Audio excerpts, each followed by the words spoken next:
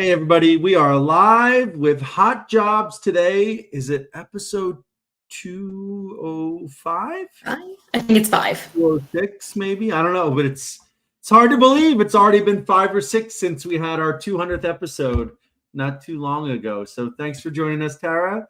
And today, Tara and I are going to share with you some of the hottest jobs, internships, and job search tips. So before we get started, I would like to first thank one of our sponsors. You may have noticed our opening page and opening intro where our sponsors are. I want to talk about DLA Finance. DLA Finance, Defense Logistics Agency Finance, is solving some of the warfighters' biggest problems by making sure the money gets to where it's needed and is tracked appropriately for their support. So DLA Finance is bringing on DoD SkillBridge internships, Army Career Skills Program interns in locations like Battle Creek, Michigan, Columbus, Ohio, Whitehall, New Cumberland, PA, Philadelphia, PA, Richmond, Virginia, Fort Belvoir, Virginia, and San Antonio, Texas, if you have accounts receivable experience. We've got 5 different internships listed for them and 5 types of jobs ranging from business analyst, financial liaison into the accounting roles. If you're interested at all in continuing to support the warfighter and a career in the finance side of the world, which is always going to be needed, then I encourage you to check out our website right up there and drop your resume and application. Just make sure to tailor it to the specific role. Quick note for the jobs itself. They are not hiring right now. There is a hiring freeze through July 15th, but they are anticipating whenever it opens that they're going to have a bunch of roles that they absolutely want to fill with veterans and military spouses. So if you apply, you will get a message from us that says we're going to hold on to it, rack and stack it, and then we're going to send it to them as soon as they say go. They're looking to move really quick using rapid hiring authority and direct hiring authority for veterans, service-disabled veterans, military spouses, and the like. So DLA Finance, great supporter of our military and great supporter of our community. Now, Tara, we were going to talk about SkillBridge in today's. Yes. Let's start off with the post about this morning I shared with me at the top of an escalator, looking very excited, and that was because we received notification from the DoD SkillBridge office that as a third-party provider, we are now authorized to host companies that do not have their MOU all the way through March 31st of next year. And in that time, over the next 2 cycles, we need to submit the company for an MOU. So that means it's open business for anyone that wants to do SkillBridge, wants to get, a free test drive of transitioning military talent for anywhere from, 60, 90, 120 days. You're not allowed to compensate them, but there has to be high potential for continued employment. And so if you're interested in learning more about DoD SkillBridge or the Army Career Skills Program and how you can access this incredible pipeline of talent before your competitors that are waiting for them to get out, then go ahead and reach out to me on LinkedIn. I know, Tara, you did have some things to mention, some tips or advice for the job seekers out there. Yeah, I mean, certainly for SkillBridge folks, if you are looking for a SkillBridge position, one, of course, you want to visit our website because all of our SkillBridge positions are listed there. And the first action you would take is to apply from a position that you think suits your needs. If there is something in particular you are looking for, it's a great idea to come to us and say, hey, I'm looking for an opportunity in this particular area. And we can try to connect you with industry partners. Or if you already know, hey, I want to do a SkillBridge internship at my local, whatever, government, mom and pop shop, tennis academy, whatever it might be, we can also help set that up. And so that you are able to do the SkillBridge there. That's what our advantage is as that third-party host. And as you mentioned, like we've been talking about, the rules are changing, but we are here to support the SkillBridge intern and the candidates to make sure that they have a successful time during that, and help the businesses too. If you have no idea where to start, that's where we can help as well. And I think the wonderful part of it also is that it's not easy to navigate the system. It's not. Every service processes it differently. The DoD has their requirements. The Army still has the Career Skills Program. And so we help companies navigate that. We also will process our partners for their SkillBridge MOU free of charge. So if you're a partner with us and you're taking on interns, we will get you your MOU free of charge.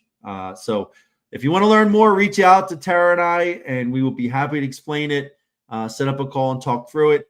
If you are transitioning military, my advice is similar to Tara's. Treat it like the job search. Get your approval up front from your command. Apply to a crap ton of different roles. Go to the HireMilitary website. Go to the SkillBridge website. Check out HOH. Go to your transition centers. Check them all out. Apply for everything that fits and choose the best one for you. I'm just confident that ours, if it fits, will be the best one because we have a 98% job offer rate because every company we partner with has headcount and the team does a great job of screening the candidate for the role. So, all right. So we've got to get into jobs. First of all, I'd like to say hi to Amit, and we've got Shantanu. We've got, Pragalathon, and we've got LinkedIn user. So good day all. Good day. If you have questions about the career search, the military transition or something, go ahead and drop them in the comments and we will do our best to address them. Tara, in the meantime, I think you had some jobs or internships you wanted to share, right? I do. You know what? We have so many opportunities that were just posted on our website. And guess who finds out about them first? Anyone who is in our SkillBridge pool or our jobs pool, which you can sign up for in our website. So today I'm going to be talking about, I actually have 5 new SkillBridge positions listed on our website, just went up on Friday. And there is going to be a 6th one with this same company. It's just not finalized yet. But I am talking about our friends at customer.io. So I have 5 new SkillBridge positions listed. Remember, these are SkillBridge only, not direct hire just yet. And I have a bunch of new types of positions, which is exciting. I have a financial analyst, a marketing operations specialist, revenue enablement, demand generation marketing, and business development. So these are some categories that we haven't necessarily had recently. So I'm really excited to see some marketing, some sales, some business development, and looking at everyone who has experience with stakeholders and cross-functional team. You guys love that term, cross-functional team strategy. This is for you. This is exactly what you've been waiting for. If you're great at connecting with people, all of these opportunities are remote, and the full-time opportunities to follow are also remote. They have an amazing team. The Customer.io team has been so excited about SkillBridge. All of their departments want a SkillBridge intern. They are very committed to hiring veterans and military talent. So we are really excited about each of these positions. I will also give them kudos to whoever did their branding and marketing because it's phenomenal. If you check out their website, you can really get a feel for the company, and I think that's important. They also have some of the best benefits for a full-time position that I've seen in years. So if you are looking for a SkillBridge opportunity in some of the areas I've mentioned, finance, marketing, business development, legal is coming. It's not listed yet, but it's coming. You need to get on this because they are looking for people immediately. I love it. I love it. And we've worked with their chief revenue officer for years. He's brought several of the companies to us. And I did an interview with John off of my page a few months ago. He's amazing. And what I'll say is that they have traditionally hired almost every candidate that completed the program. And so for all those people that are getting out, you may not understand the terms that Tara just said when she talks about the different jobs. I would encourage you to read the job descriptions, check them out at our website, read the job descriptions, and then, if you're not sure, reach out to Tara, reach out to a member of the team and ask our thoughts. We'll be happy to help. And it doesn't hurt to get you in for a screening. But I will tell you, the company is remote. it's not going to pivot to return to office because there really isn't one to return to. They are a remote company. Right. They are doing wonderful things. We've enjoyed working with them so much. And those are 5 internships that include training and OJT that will lead to a job offer. They have the headcount ready with good salaries, great benefits. And so make sure you check them out on HireMilitary.us. Did you have another one, or you want to get into the topic first? You know what? I'll just take one last remark about the positions at customer.io for SkillBridge. Their team really did a great job of what they are looking for. So like Mike said, maybe you don't really understand what a marketing operations specialist does. They really did a nice job of describing the type of person that they are looking for. And so go ahead and check out all of the job descriptions and see if those skills align with your specialty. And if, like Mike said, if you have a question and you're not sure, shoot us a message. You can do that right here on LinkedIn. You can do that through our website, and we'd be happy to kind of walk through some of your questions. I love it. I love it. Well, I have a job to share. I wanted to talk about our account manager roles at Heritage Construction Company in Central Texas. And I know there's been a lot of weather-related events around the country recently. Yeah. I love the culture and the people at Heritage Construction. They have these account manager roles, and look, here it is. At its most simple, you are not necessarily doing sales. You are helping people, and that's what sales is done when it's done right. So there's a weather event in a community. You show up with your branded truck in your uniform. You pop to the door. You know that they have roof damage. You know that they have siding damage or whatever, and you offer to handle it for them. So meaning you will go take some pictures, have the team do an assessment, and then you'll let them know, hey, here it is for free. But if you want, we can file for you. We can handle the work, everything else like that. And I will tell you, as someone myself that is not too hands-on, if I have a weather-related event and I start wondering like, oh my God, what do I got to do for the insurance? How do I get it fixed and all that? And somebody from a company like this shows up at my door, I'm like, you're in. Do it. There's no cost to me. No cost to me. You're going to go. And so I just really think it's a great opportunity for our community self-starters, like being outdoors a little bit. Not afraid to get out and check up on a roof, but you're not out there doing the roofing. There's teams that do that. You're managing the process. And as I shared before, there was a hail event at our CEO's small neighborhood that damaged like 15 homes. And out of those 15 homes, one got done by like a family member's business. Another one got done by like a friend's business. And 13 got done by the same guy that showed up in his branded truck and went door to door knocking and say, do you want me to handle that? Do you want me to handle that? Do you want me to handle that? And they made bank while helping people. So, I mean, it probably made more in 6 weeks than most of us make in a year to 2 years. So, yeah.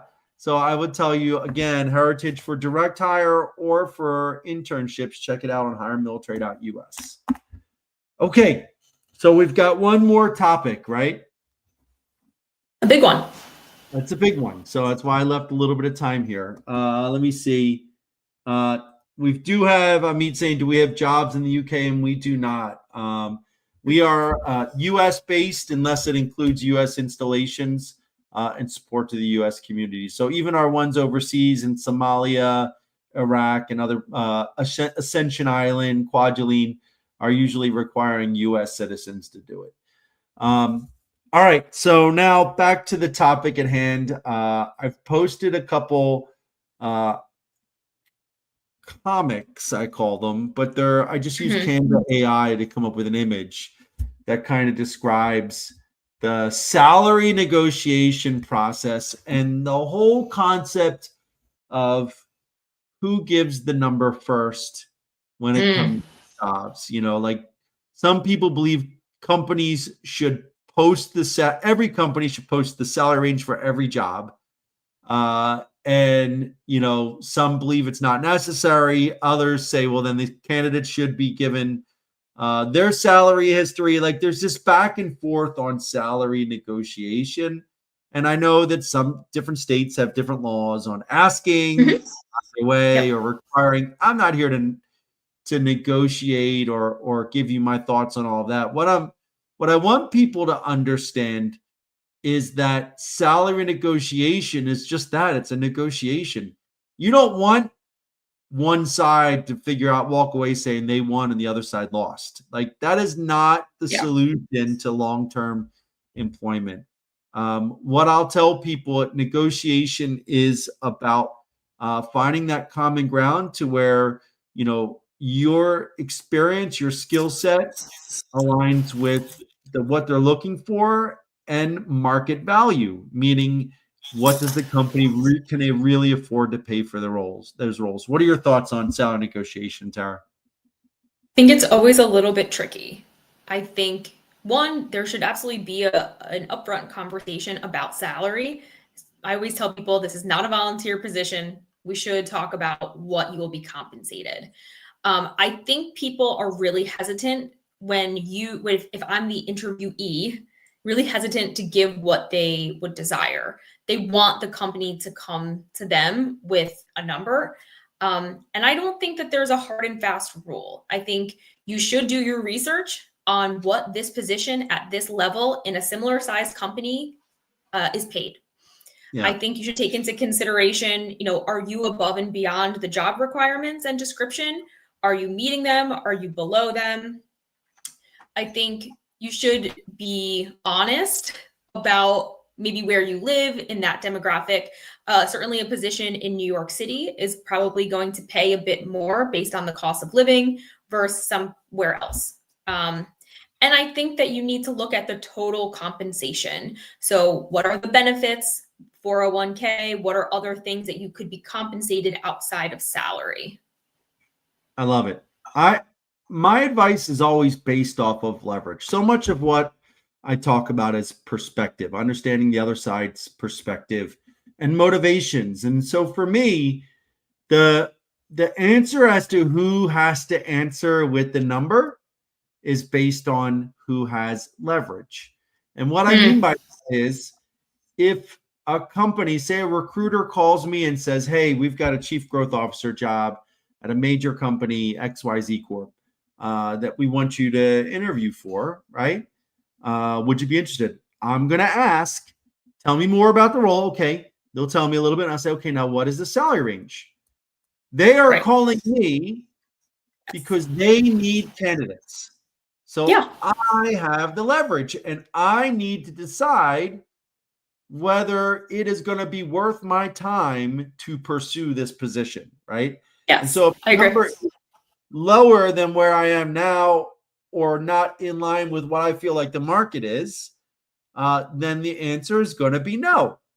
But if they call me and they say, we talk for a few minutes, they're like, well, what do you need? I'm going to say, what's the salary? You called me. What's the salary range? Yeah. I'm not paying this, right? Now, conversely, go ahead. No, keep going. So conversely, if I'm applying online, right, for a job, or I'm calling someone I know and asking for a job, they didn't call me, so likely they have candidates already. So they have the leverage. And so as the job seeker, at that point, when the recruiter asks, what are your salary requirements? Your answer should be what your salary requirements are, not what you need to live, not to support your lifestyle, not take into account your retirement check or anything else like that. It's, what do we need to pay you to do this job, right? You have to become prepared to do it. Most companies will have that listed as a required fill-in field on their job application when you apply online, but you've got to come forward to say the number. I mean, like, if I'm a recruiter and I'm screening people and I get to the phone screen because they may be good, and I'm like, what are your salary requirements? They're like, what are you offering? I'm like, are you answering questions with a question? Like, you applied for the job. What do we need to pay you? Like, give me a number. Like, do your market research or not, and if they're going to be difficult, then they're probably going to be difficult through the whole process. And so then if you have a bunch of other candidates, then I will be very nice and talk with them. And I will move to a better candidate Yeah. that knows what the market value is. I mean, it sounds harsh to people, but it is the reality of it. If you have 100, 200, 300 candidates for a role, and you get on a phone call and someone starts playing, whoever throws out a number loses, like go to the Yeah. next. That's what I always talk about. And we got a great one here. So Tom says, I always ask Good one, about Tom. so there's the salary negotiation piece. And let's get into the benefits in a second. But so you give them a range, right? And then the recruiter comes back with a verbal offer, or they send you the written offer from HR, and it's in the middle. What do you do? For me, do you want to go first? Yeah, I think it doesn't hurt to counter. I would suggest countering within the range. So if the top of the range was $80,000 and you come to 100,000, they're probably just going to move on. So I still think it needs to be reasonable. Right. I still think and I think you need to be honest about, I think countering is a good practice. You need to be prepared for a no. You need to and hope for a yes and be prepared for a no. But what's the worst they could say? I mean, maybe I can count on one hand where someone's countered and the company said, never mind, we're pulling it back. Like, that's crazy stuff. And that's usually because they countered way outside of the range that was discussed. Yeah. Right? Yeah. But if you counter in the ballpark, in most cases, the recruiter is going to check on it and come back and say, I'm sorry, that was best and final. Like, that's it. Do you take it or not? That's why I think that's the important thing, is why you always want to have the conversation on the front end, very first phone call, to determine whether it's worthwhile for the recruiter and the candidate to continue going down this path towards a job, because you don't want to get there and not have it. And so, very rarely, if you say you want 70 to 90 and they come in at 80, like, they're very rarely going to come in at 90. But if they come in at 90, I'm not a fan of saying, oh, well, I want 100. Like, you move the goalpost. Like you said, 70 to 90, unless the job, was larger in scope than is advertised, or the market comps are different. But I would rather you ask for some other comp. And that's what Tom said. Like, what are the benefits? Is there a sign-on bonus, a relocation bonus? Is there, annual bonuses, vacation days, paying for a cell phone, whatever it is. Yeah. That's some of the stuff that I would discuss. What are your thoughts? Yeah, I think that's a great way to look at your total compensation package. You could also ask, like, hey, what does your healthcare cost? Just know that information is proprietary. So you would need to have a dedicated point of contact. And that's usually not something that companies are going to be willing to do until you're later into the interview rounds. But I think asking for vacation days, or some companies give stipends for your internet or home office. Is there any other perk that is part of the total compensation package? I think that's important. And we've got Chris that's got some great advice. He says, make sure you're comparing apples to apples. A chief growth officer pay range is different in every company, industry. Yeah. Best advice is to be completely transparent. I agree completely, Chris. Size of company, industry, location, all play roles into it.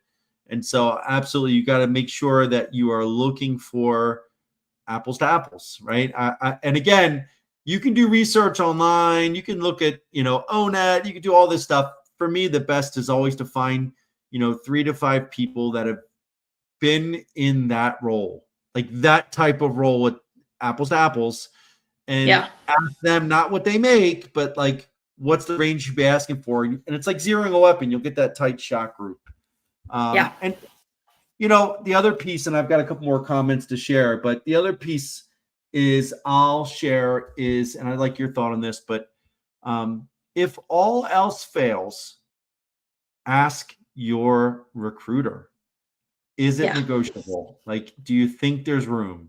And I'd love your thoughts on this, Tara. Like, is it okay to just ask, like, can I counter? Do you think that, they'll give me 5,000 more, or can we negotiate this, or can we negotiate that? What are your thoughts?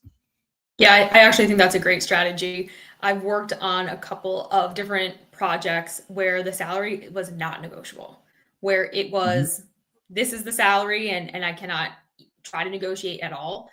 There were strict stipulations on what we could pay these individuals. And I would be really upfront with candidates saying, unfortunately, I'm coming with my best and final, or maybe fortunately, I didn't want to go back and forth. I said, here is the max I'm allowed to offer you, and that's what I'm going to offer you, and I don't have any other way to compensate you. But there's certain where I would give them the range. Here, this is what's flexible. If they picked something in the middle, or if we met in the middle, they say, like, is there any wiggle room? And I would be honest if there was or wasn't, to my knowledge. And I would say, no, maybe we could try to get a little more creative with a sign-on bonus tied to retention. There are a lot of ways to be creative, but your recruiter will know that. And I think you brought up a good point earlier, Mike.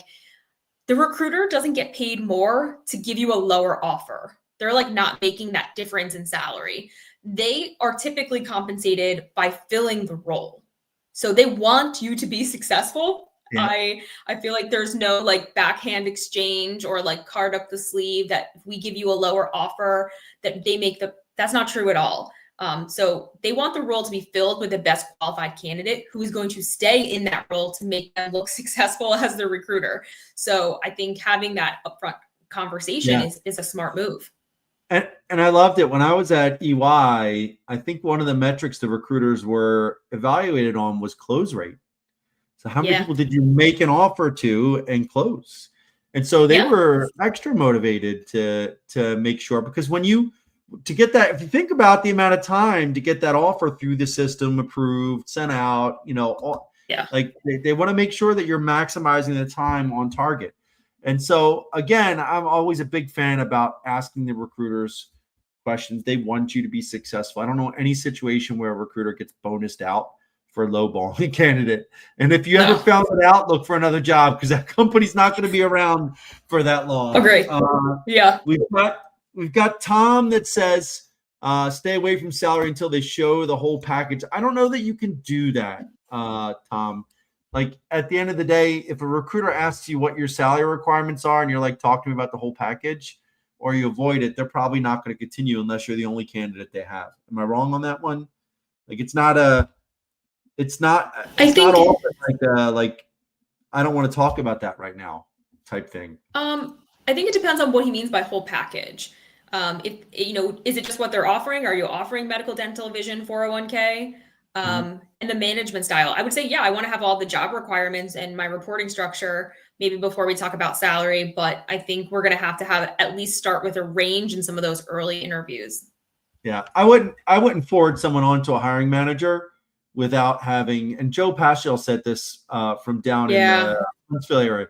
He goes, I told my recruiters, don't ever forward a candidate to me that you haven't already had the salary discussion on, because if you do that, it's a waste of time. It could be a waste of time for everybody. And so you got to have it up. I've got Tony has great advice. He says, always be prepared to have factual information about yourself and the job description when countering. I absolutely agree. And the market itself, we've got Henry saying relocation bonus sounds cool until you have to pay taxes on them. Henry, I will say that you pay taxes on everything out here. So that was the slap in the face. When I retired from the Army, I went into the office out process, and the nice lady behind the desk doing the paperwork said, this is what you're going to get your retirement check, and unexpectedly said, how much do you want taken out for taxes? And I asked her what the norm. No, I didn't say none. Thank God. I didn't say none. And I said, what's the norm? Because I had no idea. And she's like, oh, she gave me the number. The next year, I ended up with a 5-figure tax bill, a very large tax bill for the first time in my life, because she didn't factor in the nice salary I got coming out. Combined with that, it pushed me into a different tax bracket. So, you pay taxes on there. We've got Eduardo saying hello from Germany. And here we go. Chris said, as a recruiter, we also take into account internal equity experience. There's only so much wiggle room. I think that's a great thing. And we've got salary is a tough question for folks who only know DoD pay, meaning how do you compare the pay of an Army major to a project manager? It's a huge point. So I will tell you, to quote Chris Papandrea, that is apples to oranges. Your Army major salary has nothing to do with a project management position. Zero. Your salary history is supposed to have nothing to do with it. It's what does that company have to pay project managers for that size, type of role, industry, location in that area. So you have to do your market research, Eduardo. So you can do it on like salary.com, payscale.com, all the other stuff. But the best bet is to talk to project managers that have worked in, or program managers, people have been in that field for a while, and ask a bunch of them what the range is so you can get that tight shot group. And I think we are, woo. So I will tell you, I've got my top like 15 or 16 hits scheduled for salary discussion to go live tomorrow from my page at 8 a.m. tomorrow morning. So check it out. Eastern. So you can check it out if you have interest. There's a lot of questions here. We are not going to get to them all because we are already 2 minutes over. So any final words there, Tara? Yes. So we had a lot to talk about today, but we do have about maybe 4 new direct hire roles available on our website. A couple of them in the Virginia, DC area are looking for immediate fills.